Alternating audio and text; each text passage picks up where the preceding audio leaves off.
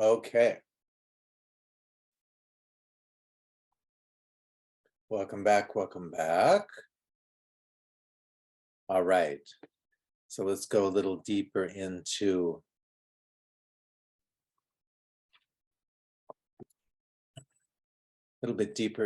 our use of Jinjia as an example of our using our acrid, warm exterior releasing herbs. Okay. Um, Now, our last one up was the New Huang, which we were looking at. Let's go back there to remind us what we're looking at. That.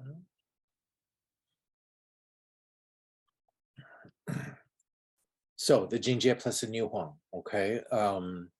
Again, we kind of struck out with the pericardium there in terms of synergist, but we have a direct protection going on with the that bitter, aromatic, and cold quality of the New Huang.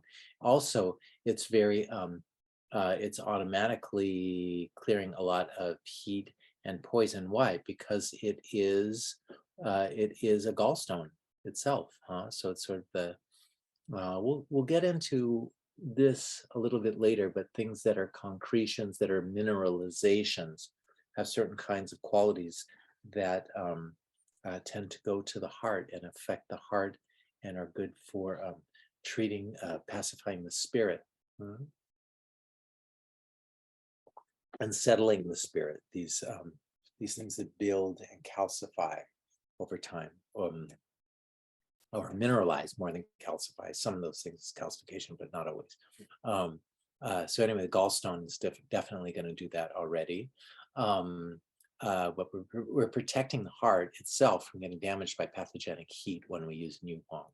Okay, and also invoking that gallbladder liver Biaoli relationship to help to clean the toxin out. So again, we don't want to squander our Jue Yin energy. We want to keep that pericardium strong, and we want to keep our liver strong. So we don't want to damage that Jue Yin because we need to have that protection in our heart. All right. I can think of another herb that might make a good synergist here to get rid of even more of that heat and double up with this gallbladder liver Biaoli that we're talking about. So let's do this.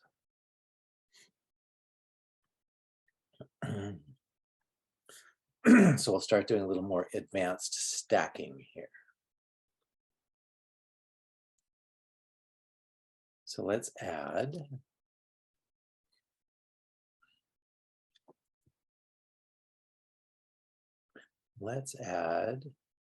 another herb that's kind of a mystery herb to some. Chui Pensao, the hanging stone crop. This is another clear heat, clean toxin herb that you don't see too often, but it's very perfect for what we're talking about here. We can ditch that. We already know those things. So we're going to support the heart even more with the small intestine here. Like that. So we'll support the heart even more with the small intestine. It's going to be clearing heat. It's not as cold as the New Huang. Again, we are looking for these synergists with the pericardium, so we can drop that out because we already know that. So the Chui Pensao. Again, we have our liver gallbladder Biaoli. We've got a triple stack here now with liver gallbladder Biaoli. We're bringing the heart into the picture with the New Huang. We know we're protecting the heart from that excessive heat. We're going to support it even more with the small intestine, like that. So small intestine is going to help the heart to drain heat even more efficiently. Plus, it's going to help out the liver with its clock opposite relationship. See that? So we want to go for as many different synergies as we can. But keep in mind also that we're already helping that heart out a lot, because remember, our favored food for the heart actually isn't the small intestine, although small intestine works and it's fine, it's got that Bialy relationship. But our most favored food for the heart, if we go back to our charts, is actually the gallbladder because it's got a double relationship. So it's going to be twice as strong. So we look always looking for more synergies we possibly can, or the most synergies that we possibly can. So that's kind of an extreme heat situation. What if we want to clean hot toxin and support a little bit at the same time? Let's take this in a little different direction. Let's add something else. Another herb I like to use and use it frequently.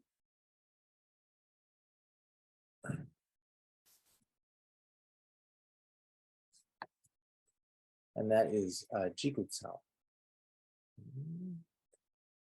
Very available, very inexpensive, very effective for clearing heat and cleaning toxin. I like these clear heat, clean toxin herbs, you guys, because this is where people get into trouble with serious disease.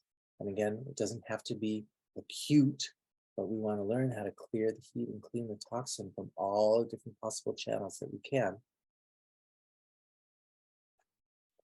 and help people to avoid getting really sick over time, right? So here we go. Great gallbladder herb with the jigutsao. Okay, so we have a nice pure liver gallbladder stack going on here. Somewhat, a little bit supportive of pericardium, but not too much, because again, we're focusing on liver gallbladder here. So we can X out what we're looking for. But the jigutsao is really good for regulating gallbladder. Okay, so here the patient's a little more deficient. All right, can't handle too much activation and liberation through the surface, right? So we want to give a little bit of support at the same time, because that support is going to come from the sweetness to a certain degree, but also the support from the liver. And it's also neutral to cool, so it's not as extreme. Plus, combining it with the jingjia, which is only slightly warm. So this is going to be a more neutral kind of a formula, more of a regulating and balancing kind of formula. So let's say the patient feels good for a couple years. Once we get them to this harmonization level with the jigutsao and the jingjia. And so they disappear. They didn't listen to what we said about they needed to take care of whatever this latent congestion was. Okay, and we see them again in a couple of years. It's very common this happens. We'll tell the people that they need to address some things. They say, yeah, sure. We don't see them for a couple of years. The next time we see them, they're crying in tears. So this patient comes back and they have end-stage liver cancer with ascites. Okay, super, super intense. They didn't know what to do. They were embarrassed to come back, but then finally they did. So we'll give them a combination like this. Unfortunately, it's come to that. We can't dally around anymore. The situation, the ship is going down. So we give them jingjia plus daji, right? Okay, this is a cathartic. We don't use cathartic treatments too often, but sometimes we might have to. So again, we have our liver gallbladder. And so that's our Bialy that we're focused on here. We also got some, we've got a double stack with the lung here as well. So lung is going to be somewhat prominent. Kidney, large intestine, that's sort of a little bit internally connected there. So those are intersupporting each other, but not much out here. Maybe the dew, we could say the kidney and the dew get supported with each other, looking at the dew like it's, as if it's the UB. There's a lot of channels to juggle, but really we're just focused on this liver gallbladder Bialy here, plus that large intestine lung Bialy, plus the kidney. So that's a way to look at this, even though it's a lot of channels, right? So we say it's two Bialys plus the kidney, okay? So this is a kidney level support for the pericardium that we're looking for. And unfortunately, it's a little bit late if the person is at this stage of using these cathartics. So this is like, again, like I said, this is like liver cancer with ascites. This kind of a combination is definitely going to get things rolling out on every level. So you want to use it for very, very extreme cases. But there's another way that we can use cathartics as guiding herbs, right? And that is using like almost a microscopic level. Like we could use almost a homeopathic level of daji, just enough to invoke those channel relationships that we're looking for and nothing more, right? So it would just take a whisper of it, and it would not have a cathartic function at all, but you could just use it for the channels involved. We can do this, but you want to be careful because of the extreme toxicity of the daji. But again, if you're just using a whisper, you're not going to have any of those kinds of effects at all. But it would strongly evoke the channels for sure. So that turns it, when you do like that, it turns into a very different kind of a formula. You can use that in a more proactive way. Not, of course, you wouldn't want to use that at this point if they're in end stages of cancer. But we want to think about the future of our patients. You know, we want to watch what's going on with them and try to spot what is this going to look like a little bit down the road. You know, there's a very famous Chinese medicine doctor here in the United States who only specializes in treating cancer, right? And pretty much anybody who has cancer in the US, if they pursue an alternative route, they wind up seeing this guy. He does have a certain amount of experience, a lot of experience with treating cancer. He told me one time that he always looks 7 steps ahead when he's treating his patients. 7 steps ahead. So that means if the patient's disease jumps to the next level 7 different times, okay, that's where the patient's going to be. So that's what he's looking at when he's treating. World famous cancer doctor. Okay, I'm just saying. It's a good idea to think that way sometimes, and he treats for that 7 steps down the road, he got that I think from the Nanjing. World famous cancer doctor thinks that way. Chinese medicine doctor, he thinks that way. 7 steps down the road. So it's something for us to keep in mind. Of course, we have to be rooted and grounded in the present with the patient showing us in the moment, or else there won't be any connection to what's going on 7 steps down the road. But it's an interesting orientation to have when we're treating our patients, for sure. So let's say we do that cathartic treatment with the patient, and they have a totally miraculous and unexplainable recovery after our treatment. They stay alive. It happens sometimes, but they have lingering issues of constipation and chronic hip pain. So we would give that patient a combination of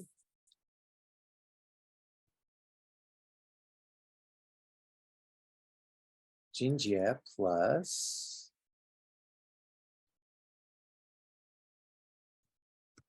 Qingjiao. So constipation plus the hip pain. So Qingjiao is a very good, it doesn't just lubricate the intestines, but it helps to move the intestines as well. Again, we've got our liver, gallbladder here, plus stomach, spleen. Okay, so this is another double Biao Li combination that we have here. Okay, so it would be an earth and wood double Biao Li is how you look at Qingjiao. It's got some bitterness. We're doubling up on the acrid, so it's going to be a lot of stimulation, doubling up on the aromatic qualities, plus some bitter, so it's going to be cleaning, cleansing, and of course, it's going to be descending with that Qingjiao. Okay, so we're still actually treating the pericardium because we got that stomach there, right? So we're draining heat through the stomach. Okay, treating the gallbladder and liver Biaoli plus that stomach spleen Biaoli at the same time. So we're activating all those low again, right, to help to resolve anything that didn't come out with the cancer when we were originally treating the person. Okay. We could also give this to somebody who has had constipation due to the liver not delivering enough motive force to make bowel movements happen. Okay, so we're using the Jinjie in that sense to help to activate and warm and move things in that direction. So we want to think about Jinjie as an activator, and not just liberating the surface, but it has that warmth, it has that acridity in these specific channels to help to activate things, and also that aromatic quality to penetrate through the stagnation. So that's how we want to start thinking about Jinjie, not just as a respiratory herb. Okay. So let's say there's more wet heat building up in the liver area. Okay, then we could maybe stack. There's more wet heat and maybe some, well, classically, we would say also there's some jaundice happening. So we could do the Jinjie plus the Qingjiao plus, I'm sure you just all thought of this immediately, pretty easy guess, the Yinchen. Yinchen. Okay, so this is another herb. Look at this. Exact same double Biaoli as the Qingjiao, right? Spleen, stomach, liver, gallbladder. So we're doing a double stack of a double Biaoli here with this. Right? Okay. So look how much more powerful that this combination is. Very, very strong. So here we can show this.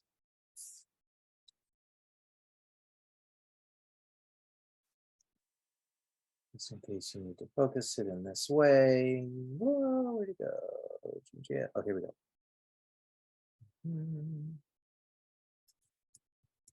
Okay. So we got a triple liver gallbladder stack going on. So it's going to be very strong for liver gallbladder. We got spleen and stomach. We got a double stack with spleen and stomach here. Okay. And so the lung is going to be supporting the spleen. The lung is supporting the liver here. Okay. We got that. And we got this Sanjiao, which is going to support the gallbladder and also going to support the spleen. So we have a lot of different elements that are tying together with this combination. It's going to be really strong to clear the wet heat that's congested in either the spleen system or the gallbladder system, liver gallbladder system, or both, because we got that double Biaoli going on, right? What if the urinary issues pop up in the middle of all of this? Yeah, we could add our nice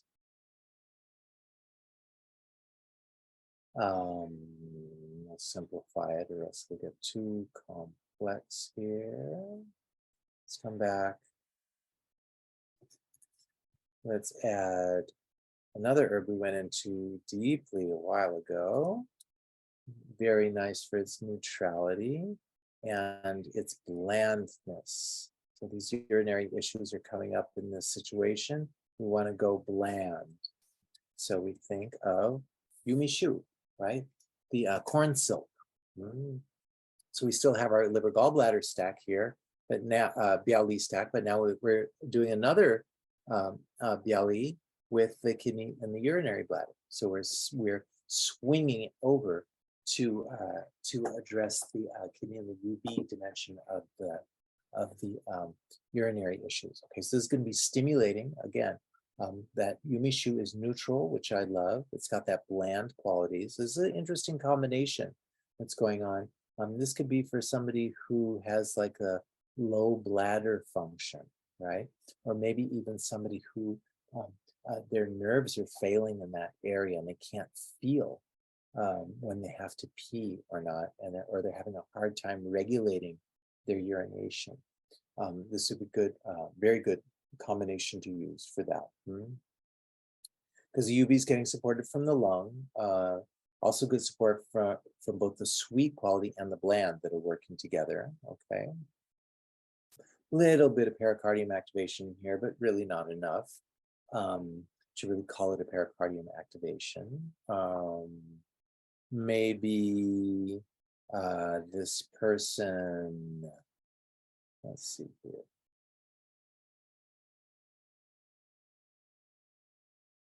Maybe this person gets a little bit more congested over time. Remember the combination that we use along with Yumi Shu.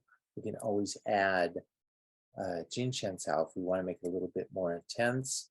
What is it that makes it more intense? What is it that makes it more intense? Okay, it's not sweet and bland, it's sweet, salty, and bland. So it's a little bit more dissolving. So let's say this person has some prostatic issues, maybe some hypertrophy in the prostate. You might want to add this, or we could switch them out. But this turns it into a double stack with the liver gallbladder Biaoli and the kidney UB Biaoli. Okay, so that's going to be really strong to push the urination for sure. Like that. Okay, so it adds that salty and dissolving to the process. Okay, plus that activation, the slight warming of the Jingjie, it should stimulate and move things right along in the right direction. Okay, so again, this is a time when we're using the stimulation, the stimulating quality of the Jingjie in these areas. So the lung is also going to support that UB, and particularly if we're talking about the prostate, this is a very important combination to use, plus the liver gallbladder, okay? And Sanjiao is going to be dangling a little bit here, but it will combine and synergize with the kidney, actually. So it's going to be strong in that direction, okay? Let's see. We could keep going with Jingjie for a 1,000 other examples and case studies, but I think you get the idea of what we're doing. I'm just showing you that the same herb can appear in a lot of different contexts and play different roles and different functions depending on the context that it's in. So that's what I'm trying to give you the idea. This is what happens when we begin to open that Minjie door on a single herb in a category, okay? It actually never ends. We could just keep combining Jinjie with any other formula or with any other herb to create a combination or a formula, right? So it never ends, it never has to, because we can always vary the proportions and do different things, right? So your set of practical tools that we have to deal with any disease is virtually intimate. It's virtually infinite. It is intimate also, right? It has to be intimate in order to be effective. But when you really start thinking of all the different ways we can vary and all the different combinations that we can do, I really advocate doing this as an exercise with yourself of putting different combinations together and seeing what that picture looks like, okay? And we're gonna be practicing this a lot more over the rest of our course here, okay? That's really how you become Minjie, as you get flexible with making these different scenarios. So it's really helpful to look at the qualities of an herb and all the 3 T's to get a really clear map of what that herb does, okay? And then imagine that perfect patient for the herb and then play with that. So before we finish off with this category of the warm, acrid, releasing the exterior, I want to practice our process with each herb in that category so we can get some experience, okay? Don't worry, we're not going to do this with every single herb in the pharmacopoeia, but if you want to become a master of using Chinese herbs, you're going to do it all on your own, okay? So let's do this as an exercise. And I'm going to open up the chat because I want to hear from you guys. It looks like we might have some new stuff here. Okay, no questions. All right, so let's take as an example the herb Baijiu.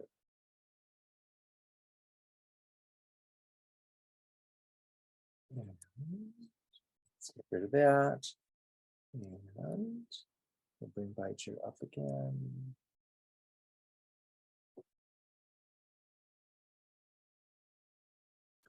So by this time, I want us to be able to really discuss, okay, so there's Beijer, okay? What does Beijer do?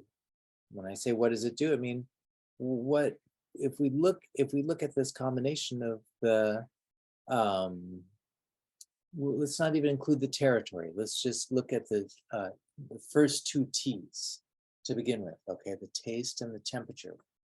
What does it do? Okay, take a look at Beijer. Okay, we know that it warms. Okay, it activates and it moves to the surface. Why? Because that combination of the warmth and the acrid. Okay, plus the aromatic qualities is going to, yeah, activating and warm, Dustin. That's exactly right. Okay, so that's what it does.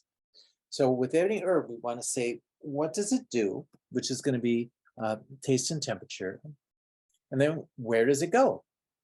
Okay, lung, stomach, spleen, large intestine. Okay, so for any herb, when we look at it, we want to say first, what does it do, which is going to be the taste and the temperature, and where does it go, which is going to be the territory. Okay, so those are the two really important questions whenever we look at an herb. Okay, so what I want you to do is, now that we've asked, what does it do? We know it warms, activates, and moves to the surface. I want you to get out your drawing pads, and I want you to draw Beijer's territory. Just spend a couple minutes drawing that territory, okay? Lung, large intestine, stomach, and spleen. So again, this is another double Bialy relationship. Okay, so you draw out the lung, the large intestine, stomach, spleen channels. Just spend a minute doing that so you get a real idea. And again, don't worry about the details. Just sketch it out really quickly. You can do it in just a couple of seconds if you need to. Just try to remember everything that you can about these channels, like where did they begin? What do they connect with? Okay. Got that stomach there like that. You can just draw it one-sided or two-sided if you want. I don't care. So I'm doing it as we speak. Draw these channels out. Really do this, you guys. It's super important because if we can draw it, then that means we can conceive of it. We can conceptualize it, and it's a super good practice. Okay, so we did lung and stomach. Okay, now here comes the spleen. I'm going to draw the spleen coming up there, comes up inside the ribs. I know that the spleen connects internally and then goes up to the root of the tongue. So I'm going to leave it there. And then the large intestine comes up the arms, through the shoulders, goes down to the back, comes up through the neck, crosses at the philtrum, like that. Okay. So it's going to be just a very quick sketch. Okay, so here's the, I don't know if you can see it, but no, you can't see it at all, as a matter of fact, because it's not light enough. There you go, a little bit. Okay, so there's my really quick sketch. If you can see that a bit, a really quick sketch of the territory of Beijer. Okay, so we want to be able to do that. Just sketch it in just a second. Okay, and sure, you might miss some of the details, but then those will pop up in your unconscious later. Oh my God, I forgot to include this one little pathway. Okay, doesn't matter. Okay, we want to get just an idea of the territory, so we know that it can warm and activate and move to the surface through this very kind of unusual looking picture. So now we want to think, who's the ideal patient for Beijer? So we'll take a look at that picture. Okay, and what is that picture going to do? What kind of a person would that help? Okay, so ideal patient for Beijer, be someone who's quite cold and wet, right? Cold in the digestion. Why? Because we got that stomach, spleen, Bialy, and it's warm and acrid. This person is kind of stuck and cold digestively. Okay. They can't transform that cold in the digestion. It turns into mucus in the lungs and the nose, probably, right? They're all closed and contracted like this. What else? What else would you say for Baijer? Who else would that ideal patient look like? Maybe somebody who's really kind of closed up in the front, with all that cold contraction in the stomach and the large intestine, that yang ming is shut down. This could even be like a kind of a strange cold constipation. Yeah, frontal headache. That's a great insight, right? So this would be cold frontal headache. Anything else you can think of? Stomach, spleen. I'm looking at the cold and the digestion. Seems really strong with that. Thank you, Jim. Yes, definitely we have cold sinus issues here. So we're probably gonna have a lot of like cold running mucus, like that. Okay, so it's cold, closed, and contracted. Okay, so that's Baijer. Let's go through, let's take a look at another herb. A little bit simpler. Let's take a look at another herb we were talking about yesterday a bit. Xinihua. Okay. So this is another acrid and warm herb, but it only goes to the lung and the stomach.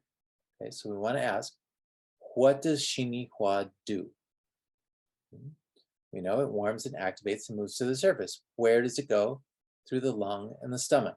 Okay, so just quickly draw Xinihua's territory. Okay, so let's draw it out. The lung and the stomach.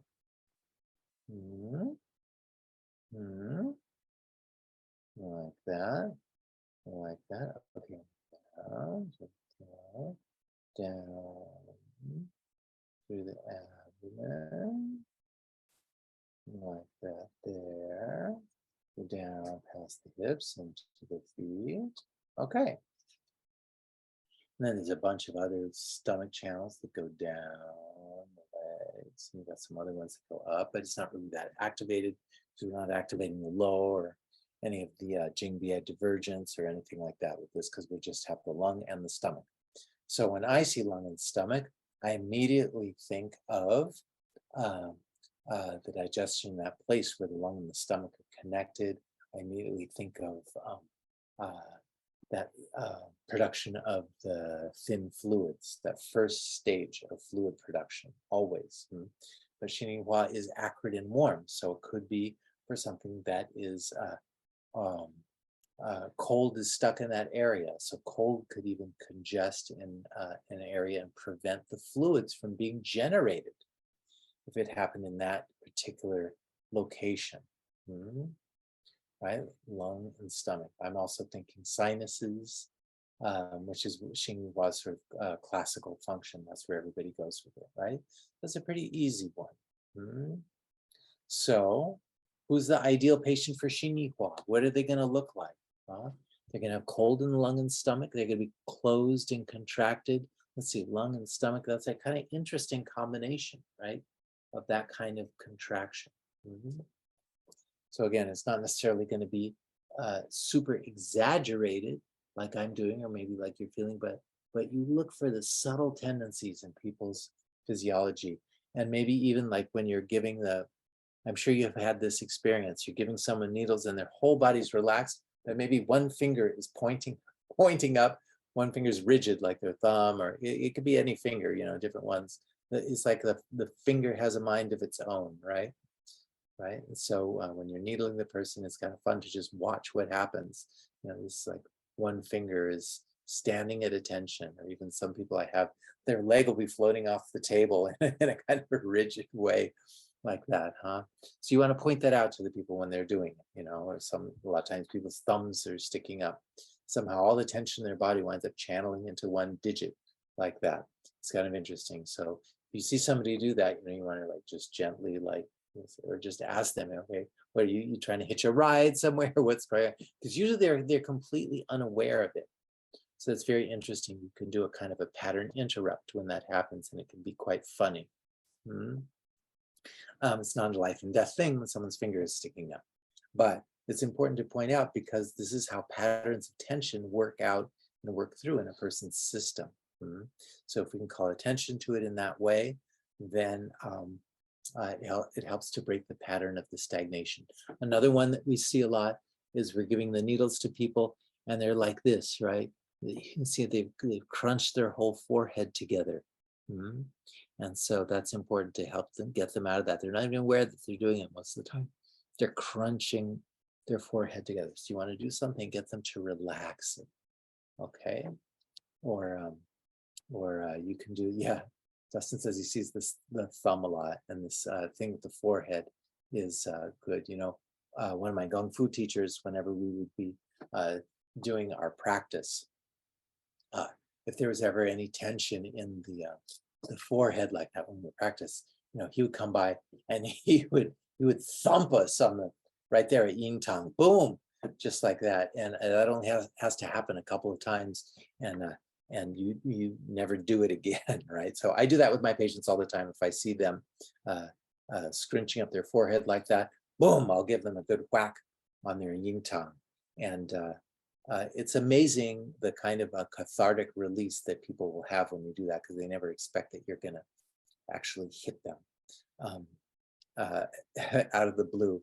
And it's not, you're not slapping them. It's just like with the finger, just tapping that area with the tip of your finger. You got to do it very accurately. You got to do it just right. You have to do it in the right spirit, or else all hell will break loose. But it works really well to do a pattern interrupt with that, because that kind of tension in the forehead and face is really very detrimental over time, like that. Okay, so let's do another herb.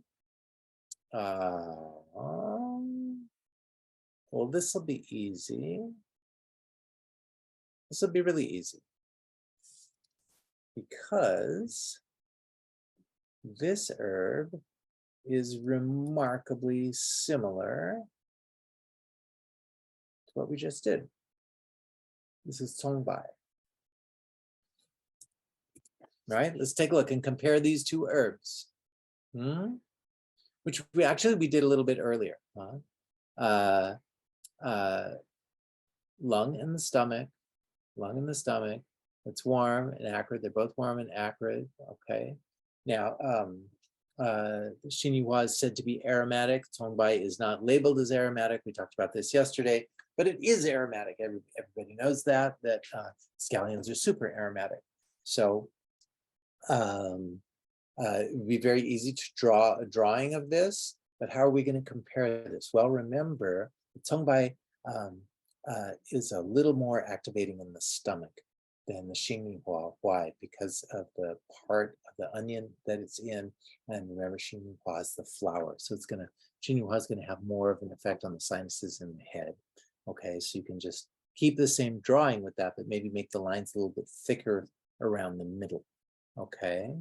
Again, what does it do? It's going to warm, activate, and move to the surface, right? Okay, same territory as we did with Xinyu Hua. Who's that ideal patient for the Tongbai? Okay, again, cold in the lung and the stomach, and they're cold and contracted in those same kind of areas. It's a little bit more focused on the stomach, right? And then with this one yesterday, also the same thing. Remember, the third one was the cilantro and the husui, right? So we have Xinyu Hua, Tongbai, husui, all identical 3 T's, like that. But the coriander is a little deeper. That cilantro goes a little bit deeper. Also, it affects the gallbladder to some degree, for sure. There's no question of that greenness and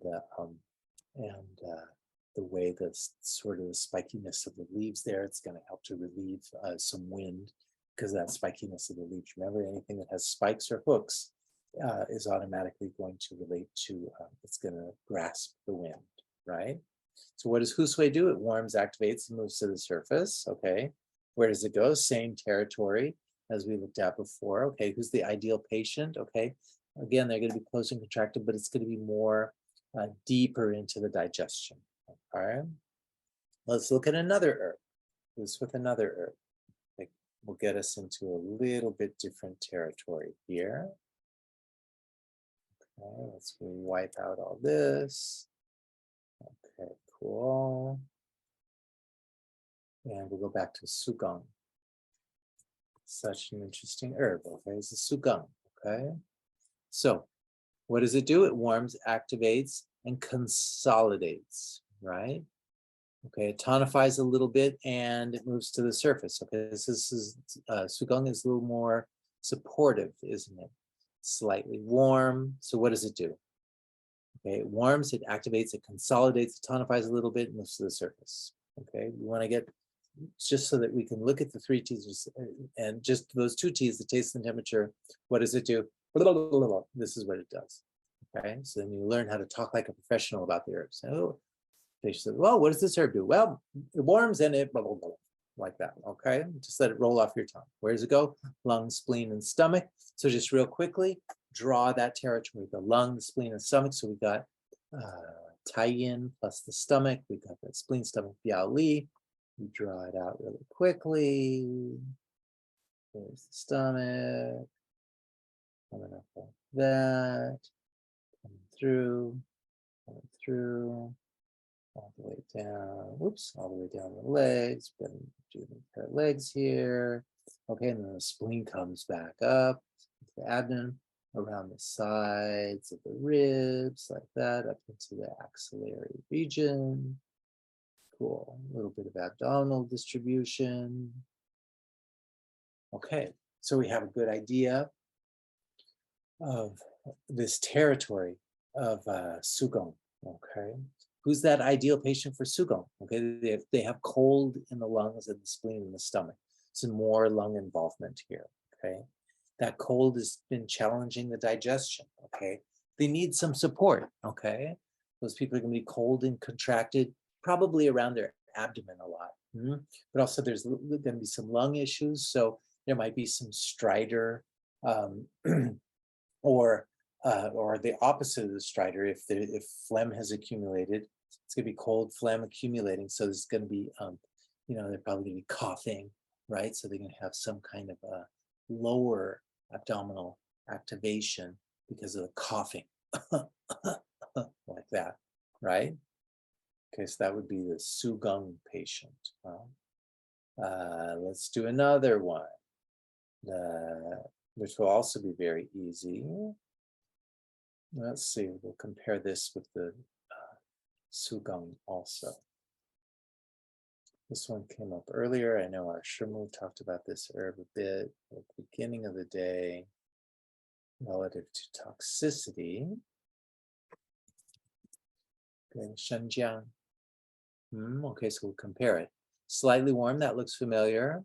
Okay, it's acrid, but it's not sweet. So see, the Sugong has the sweetness that differentiates it from the Shenjiang, but everything else is looking quite similar, isn't it? But it doesn't have that level of support that the Sugong does, with coming from the sweet. So it's not quite as spleenish, and the Shenjiang is very activating and dispersing. So what does it do?